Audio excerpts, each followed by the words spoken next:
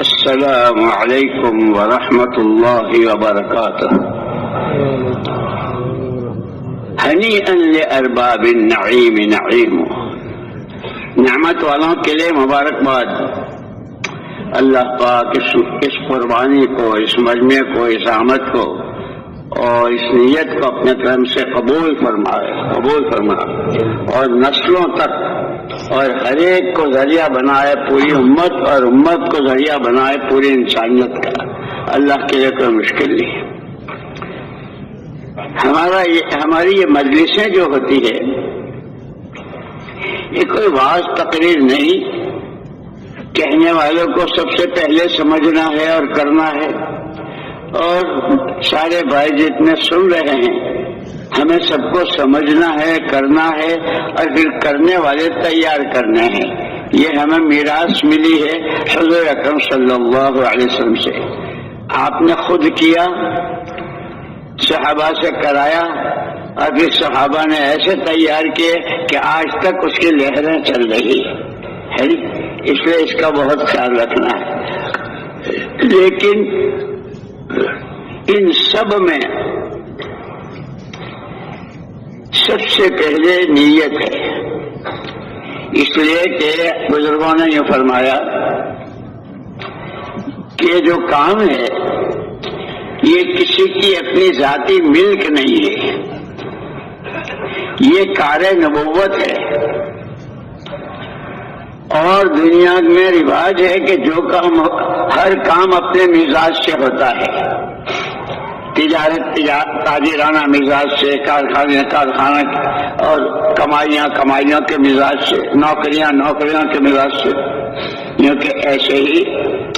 کار نبوت مزاج نبوت کے ساتھ ہے۔ اور اللہ جزائے خیر دے علماء کرام کو، اللہ بہت جزائے خیر دے، ایسی چیزیں بتلا دی ہماری رہبری، چونکہ نبی کے سچے وارث ہیں۔ فرمایا مزاج نبوت کیا ہے کہ سب سے پہلے نبوت کے مزاج میں اللہ کو راضی کرنا، دوسری چیز نبوت کے مزاج میں اپنی آخرت بنانا، اور تیسری چیز ہر ایک کی خیر خواہی، ہر فرد بشر، ہر ایک اللہ کا بندہ بندی، ہر ایک کی خیر خواہی۔ اس سب میں سب سے پہلی نیت ہے، اس لیے اللہ پاک ہمیں سب کو اخلاص نیت، اتباع سنت اور اپنی محبت اور رضا سے نوازتے ہیں۔ بسم اللہ الرحمن الرحیم۔ الحمد للہ نحمده ونستعینه ونستغفره ونؤمن به ونتوکل علیہ ونعوذ باللہ من شرور انفسنا ومن سیئات اعمالنا، من يهده الله فلا مضل له ومن يضلله فلا هادي له، ونشهد أن لا إله إلا الله وحده لا شريك له، ونشهد أن سيدنا ونبينا ومولانا محمدا عبده ورسوله، صلوات الله وسلامه على سيدنا محمد وعلى آله وصحبه وبارك وسلم تسليما كثيرا كثيرا۔ أما بعد، فأعوذ بالله من الشيطان الرجيم، بسم الله الرحمن الرحيم۔ إن الدين عند الله الإسلام، فمن يبتغي غير الإسلام دينا فلن يقبل منه وهو في الآخرة من الخاسرين۔ وقال الله سبحانه وتعالى: اليوم أكملت لكم دينكم وأتممت عليكم دينكم وأتممت عليكم نعمتي ورضيت لكم الإسلام دينا۔ وقال رسول الله صلى الله عليه وسلم طوبى لمن جعله الله مفتاحا للخير ومغلاقا للشر وويل لمن جعله الله مفتاحا للشر ومغلاقا للخير. عاذر او كما قال عليه الصلاة والسلام. قابل احترام اور قابل صد احترام مجمع، اس کا ہر سانس امانت ہوتی ہے. ویسے تو ہر انسان کے پاس جو زندگی جتنے سانس ہیں، ہر سانس اللہ کی نعمت اور اللہ کی امانت ہر ایک کے پاس. لیکن اس نسبت پر جمع ہونے والا اللہ کو پہچانے، اللہ کے کہی کو مانے، اللہ سے مانگیں، اللہ کے راستے پر چلیں، اللہ کے اور ہر ایک کو اس راستے کی طرف کی رہبری کریں. اس نسبت پر جمع ہونا. اب یوں نہیں کہ گھر میں بالکل خالی بیٹھے تھے تو اٹھ کے آ گئے. ان میں سے جس سے بھی چاہے آپ پوچھیں، کوئی نہ کوئی مشغولی، کوئی نہ کوئی ذمہ داری، کوئی نہ کوئی کام، لیکن اس کو اس وقت میں قربان کیا ہے. دعوت کی اس عظیم الشان محنت کے تقاضے کو اپنے ہر تقاضے پر مقدم کر کے یہ مجمع آیا ہے. یہ بہت قابل مبارکباد ہے اور اسی کے لیے آسمانوں میں دھوم مچ رہی ہے اور اللہ پاک رش کر رہے ہیں. دیکھو میرے بندے، دیکھو میرے بندوں کو. دوستو، جب قربانی دی ہے اور اس نیت کے ساتھ، تو اللہ پاک ہمیں پوری دھیان بات کہنے والے کو بھی اور سننے والوں کو بھی صحیح نیت کے ساتھ، اور صحیح نیت میں سب سے پہلے اللہ کی رضا ہی ہے. اللہ کا کلمہ بلند ہو جائے، حضور پاک صلی اللہ علیہ وسلم کا اتباع، اور آپ کی پوری زندگی ہر گھر، ہر در، ہر فرد بشر تک ہر ایک اس رنگ میں رنگ جائے. اس کی محنت ہے. اس لیے کہ اللہ پاک نے انسانوں کی رہبری کے لیے پہلے ہی دن سے انسان کو اللہ نے اپنی قدرت سے پیدا کیا. لم یکن شیئا مذکورا، کوئی چیز نہیں تھی، اللہ نے انسان کو پیدا کیا اپنی قدرت سے. اس کو جان دی، مال دیا، صلاحیتیں، قوتیں، مختلف قسم کی استعدادیں، کہ یہ ضائع نہ ہو، یہ برباد نہ ہو، یہ خود اس انسان کے لیے وبال اور اللہ کی جنت کا سبب نہ بنے. اس کے لیے اللہ نے کرم بالائے کرم انسان کو اپنی خلافت کا جوڑا پہنایا، اور اس کے ساتھ اس کی رہبری کے لیے پہلے ہی دن سے انبیاء کرام علیہ الصلوۃ والتسلیمات کا سلسلہ شروع کیا، اور اسی کے ساتھ اپنا علم. اس لیے تمام انبیاء اور تمام رسول علیہ الصلوۃ والتسلیمات نبوت کی محنت میں ایمان کی دعوت اور اللہ کا علم، دو چیزیں ساتھ لے کر آئے. تورات، انجیل، زبور، صحیفے، اور پھر تمام علم، تمام کتابوں کا مجموعہ جو قیامت تک کے لیے ہدی للناس. جو آدم کا بیٹا، جو حوا کی بیٹی، اس کی پوری رہبری اسے قرآن میں ملے گی. ہر قدم پر، ہر سانس قرآن رہبر تھا دیا. ہاں، اتنا ضرور ہے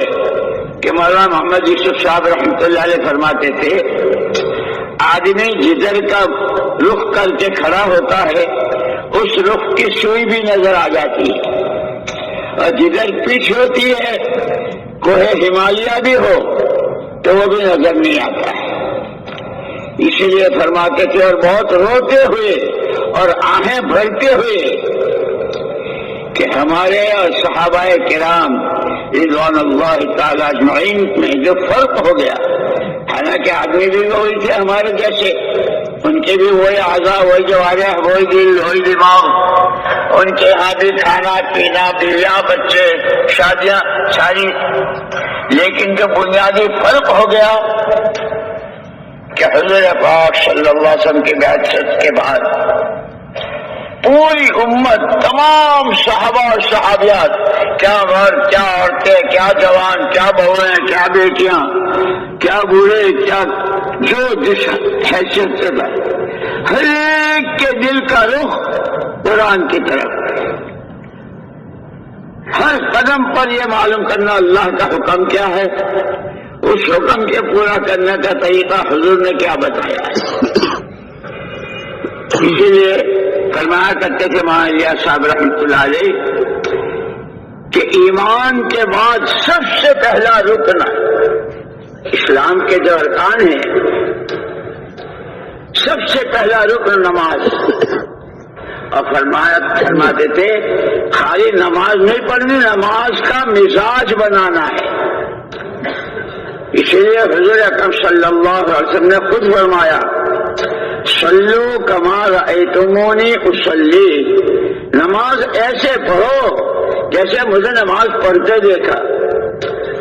کہ نماز میں آدمی یہ چار حالتیں ہوتی ہے، یا کھڑا ہے، یا جھکا ہوا ہے، یا سجدے میں ہے، یا بیٹھا ہوا ہے، اور یہ حالتیں اس کی ہوتی ہے، گلی میں ہو، گھر میں ہو، محلے میں ہو، سڑک پر ہو، مارکیٹ میں ہو، اندھیرے میں ہو، اجالے میں ہو، یہ چار حالتیں،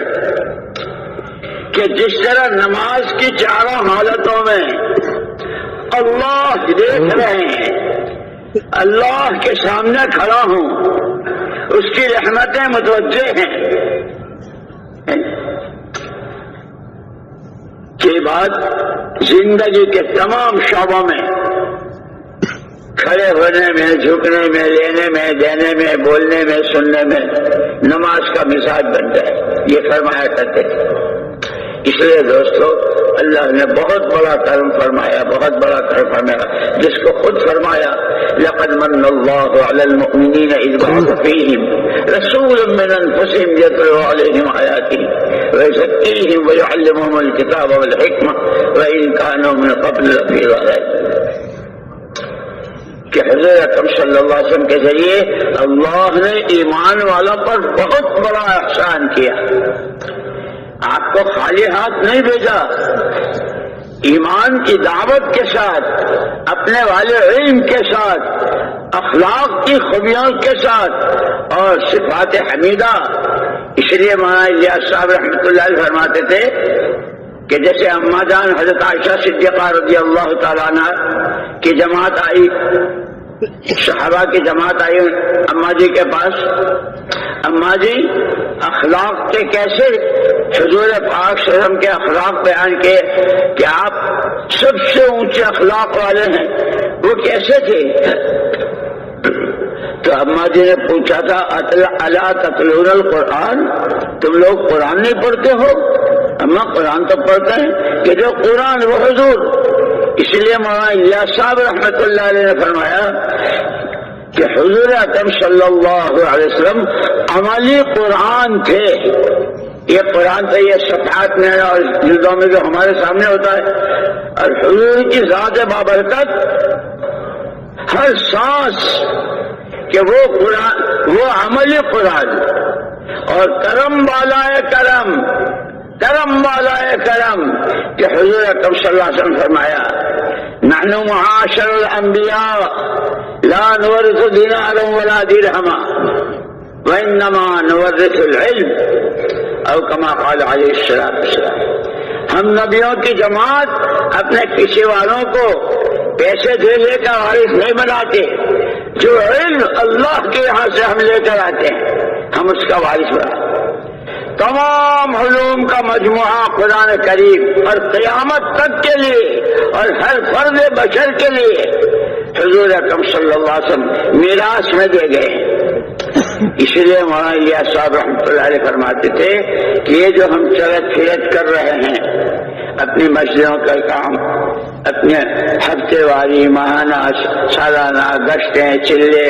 فضائل کی تعلیم اور یہ سارا سیکھنا سکھانا، یہ تو ابھی الف باتا ہے. اصل تو اس محنت سے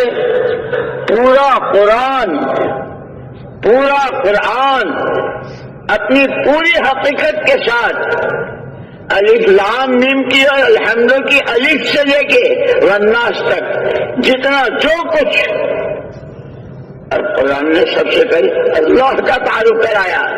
جس اللہ کا یہ کلام ہے اس اللہ کو تو پہچانو، اس کی ذات و صفات وہ ساری بتلائی قرآن نے. اس نے وہ کیا چاہتا ہے وہ بتایا،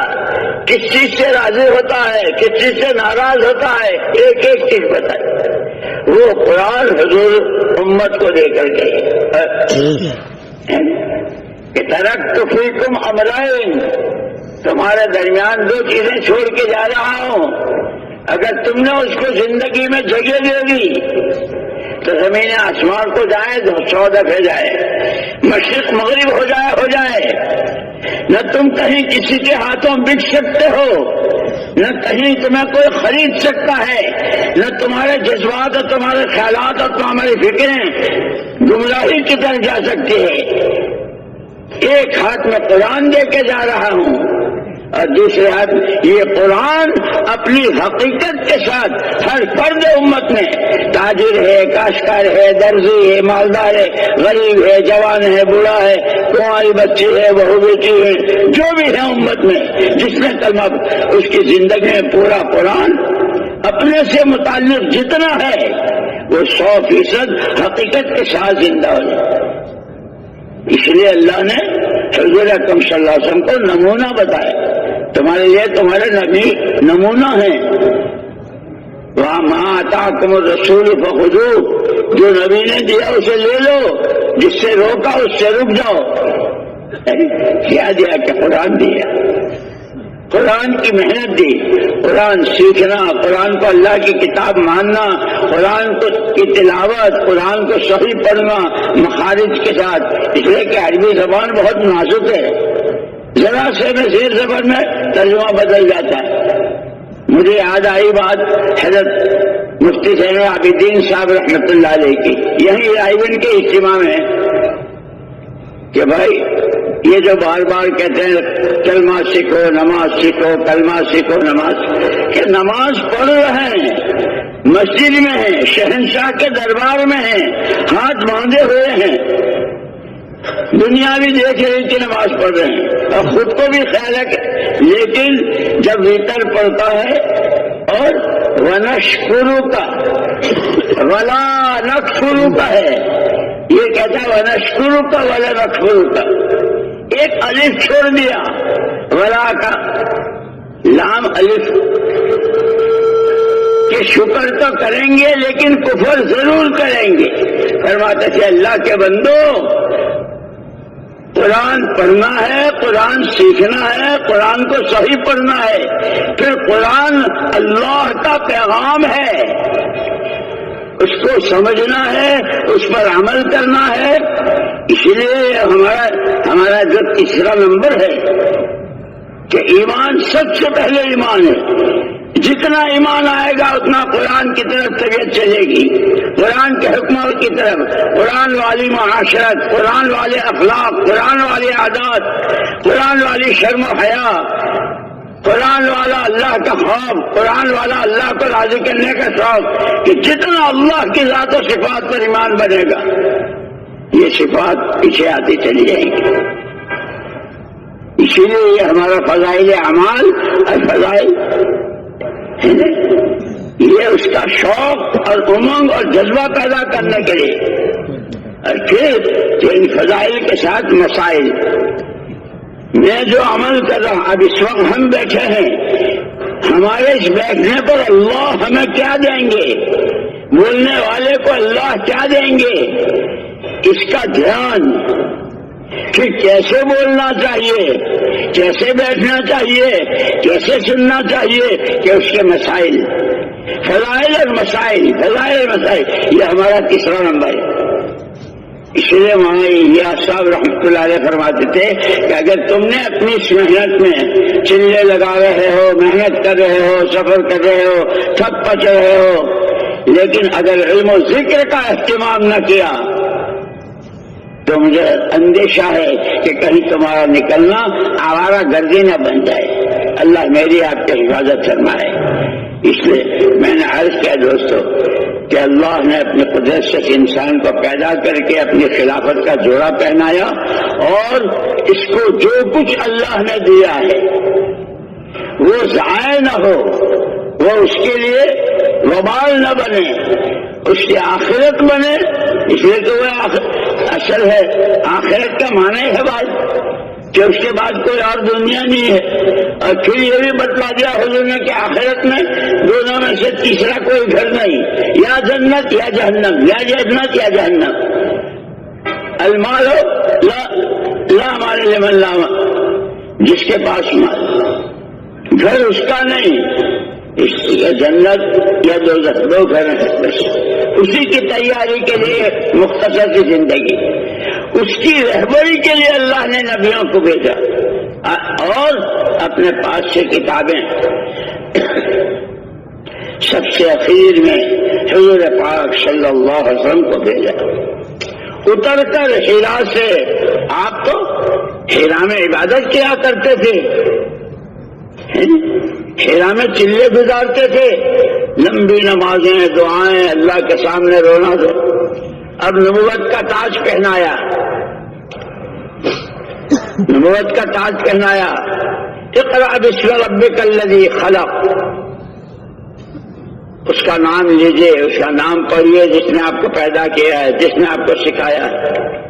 آپ آئے کہ آپ نے جو قرآن، اسی لیے مدینہ منورہ میں جب آپ ہجرت کر کے تشریف لائے تو وہاں بہت لڑائیاں تھی اوس و خزرج میں، ان کو زمینیں نہیں بانٹی، ان کو پیسے نہیں بانٹے کہ لڑو مت، یہ لے لو یہ لے لو، نہیں، نماز کی صف میں کندھے سے کندھا ملا کر کھڑا ہونا، اور نماز کے بعد خود آپ نے تعلیم کا حلقہ لگایا، اور اس تعلیم کے حلقے میں قرآن سکھایا، اور فرمایا بعثت معلما، انما بعثت معلما، کہ میں سکھانے والا بنا کر بھیجا گیا ہوں۔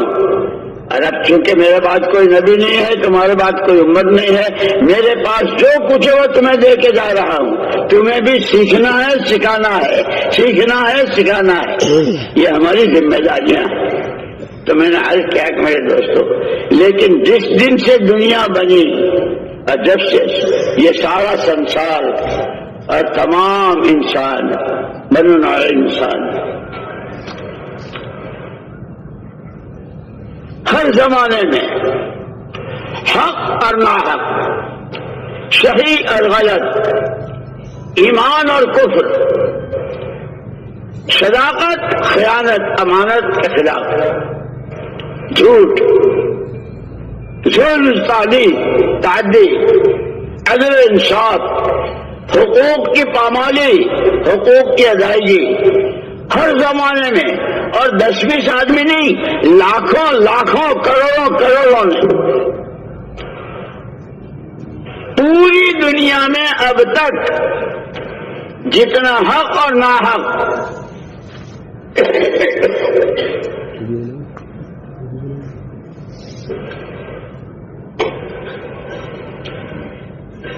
جتنا ایمان اور کفر،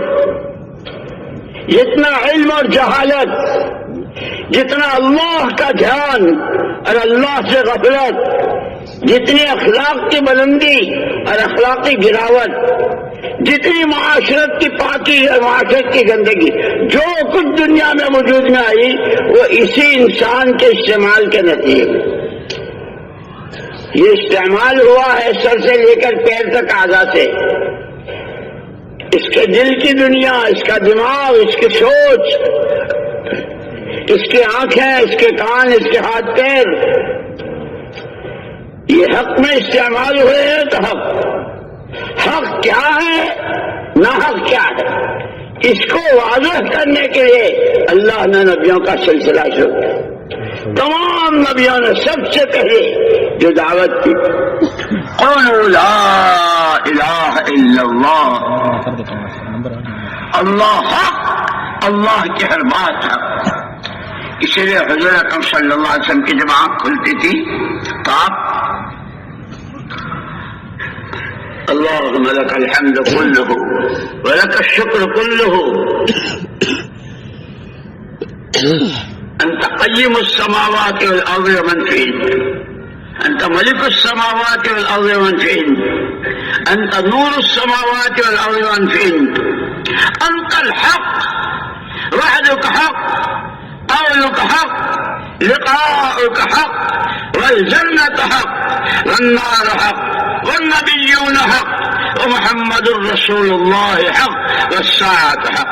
یہ آپ کی زبان مبارک پر کلمات ہوتے تھے۔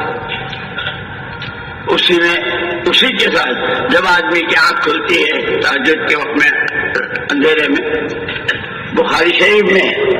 کہ اس وقت میں جب یہ چوتھا کلمہ لا الہ الا اللہ وحدہ لا شریک لہ لہ الملک ولہ الحمد وہو علی کل شیء قدیر، الحمد للہ وسبحان اللہ لا الہ الا اللہ واللہ اکبر اللہم اغفر لی، کیونکہ اس کے بعد جو عمل کرتا ہے، وضو کرتا ہے، نماز پڑھتا ہے، قرآن پڑھتا ہے، دعائیں مانگتا ہے، اس پر قبولیت کی مہر لگ جاتی ہے۔ بخاری شریف میں یہ حضرت نے ہم کو بتایا۔ اس لیے میرے دوستو، اصل تو ہمیں سیکھنا ہے، سمجھنا ہے، سیکھنا ہے کہ ہم کون ہیں، کتنی بڑی سعادت، کیسی بڑی نعمت کہ اللہ خود اکملت علیکم نعمتی، اتممت علیکم نعمتی، اس سے بڑی کوئی نعمت ہوتی تو وہ میں دیتا، لیکن اللہ کیا سب سے بڑی نعمت ایمان اور ایمان کی محنت، اللہ کا علم، اللہ کی سب سے بڑی نعمت۔ حضور نے صحابہ کو کہ نماز کے بعد تعلیم لے کرتے تھے، آپ نے سکھایا، اور پھر صفہ پر حلقے لگتے تھے، یہاں تک کہ اہل بیت وہ بھی وہاں سیکھتے تھے، اور صحابہ نے ایسا قرآن سیکھا، اور پھر اس قرآن کو دنیا میں، یہ ہمارے پاس جو قرآن ہے، لیکن دوستوں کہتے ہیں سب سے پہلے اپنے دلوں کے رخ کو قرآن کی طرف کرنا ہے۔ مجھے زندگی کا راستہ جو ملے گا، جس زندگی کے بعد اللہ کے انعامات کے وعدے ہیں، دنیا میں سکون اور چین اور برکتیں اور دعاؤں میں قبولیت ہے، سکرات سے لے کر اللہ کے سامنے کی پیشی تک اور ہمیشہ ہمیشہ کی زندگی کی جو رہبری ملے گی وہ قرآن سے ملے گی۔ اس لیے مجھے اپنی زندگی کا رخ قرآن کی طرف، کہ قرآن اللہ کی کتاب ہے، قرآن کو پڑھنا ہے، اس کو سیکھنا ہے اور صحیح پڑھنا ہے، پھر اس کو سمجھنا ہے۔ ہم دنیا بھر کی پتہ نہیں کیا وائی چیزیں سمجھتے ہیں، اور ہم کو نہیں آتا، نہیں سمجھتے، اللہ جزائے خیر دے۔ قرآن نے خود ہی کہا ہے فاسألوا اہل الذکر، جو جانتے ہیں ان سے پوچھا کرو۔ تاجر اپنی شریعت علماء سے پوچھے جو قرآن نے بیان کی ہے، کہ جن کے بڑے درجے بیان کیے ہیں۔ رجال لا تلہیہم تجارۃ ولا بیع عن ذکر اللہ، وہ اللہ کے بندے ہیں، وہ مائی کے پوت ہیں، رجال جن کو کہتے ہیں مرد، کہ ان کے کاروبار ان کو غافل نہیں کرتے، اللہ کو نہیں بھلاتے۔ وہ قرآن میں کس کے فضائل، اسی لیے صرف محنت مزدوری کرنے والوں کے فضائل، پسینے پسینے اور تھک کے چور ہو جاتے ہیں، کہ ابھی پسینہ نہیں سکا، اس سے پہلے اللہ اس کی مغفرت کر دیتا۔ جب وہ صحیح معنی میں مزدوری کرتا ہے، شریعت سنت کی پابندی کے ساتھ، اللہ کے حکمات کی پابندی کے ساتھ، اسی لیے ہمارا سب سے پہلا خطرہ وہ دین سیکھنا ہے۔ اللہ نے تو میں نے عرض کیا کہ جتنا حق اور ناحق، جتنا ایمان اور کفر، جتنی توحید و شرک، جتنا حضور پاک صلی اللہ علیہ وسلم کا اتباع، نبیوں کا اتباع اور نبیوں کے ساتھ کی دشمنی اور نبیوں کو شہید کرنا اور حضور پاک صلی اللہ علیہ وسلم کے مخالفت، وہ سارا سب کچھ اس انسان ہی کے استعمال سے وجود میں آیا۔ اس کا استعمال صحیح ہو جائے، کرم بالائے کرم، اپنی خلافت کا جوڑا پہنایا،